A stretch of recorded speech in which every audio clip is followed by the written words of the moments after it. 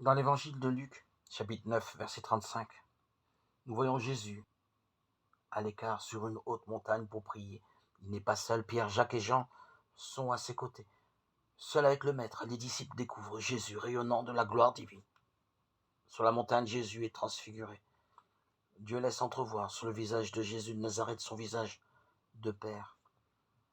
Aux yeux des apôtres, Jésus s'inscrit dans l'histoire du peuple de Dieu. Dans la nuée, Élie et Moïse sont là, présents aux côtés de Jésus, dialoguant avec lui. Ils s'entretiennent de son départ qui doit se réaliser à Jérusalem. Moïse et Élie sont là, témoins de la longue histoire du peuple de Dieu pour attester que l'écriture s'accomplit en la personne de Jésus, le Messie annoncé. Moïse rappelle la loi, alliance signée entre Dieu et son peuple. Élie rappelle la restauration de l'alliance.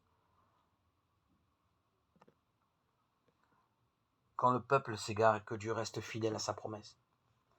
La transfiguration fait mémoire de la présence de Dieu au milieu de son peuple. Elle donne à Jésus de Nazareth le visage du nouveau Moïse et du nouveau Élie. Jésus est le Messie, l'élu, qui a été annoncé par la loi et les prophètes. Comme au jour de son baptême, la voix du Père s'élève de la nuée. Celui-ci est mon Fils, écoutez-le. Jésus est celui qu'il nous faut suivre, celui dont il nous faut écouter la voix.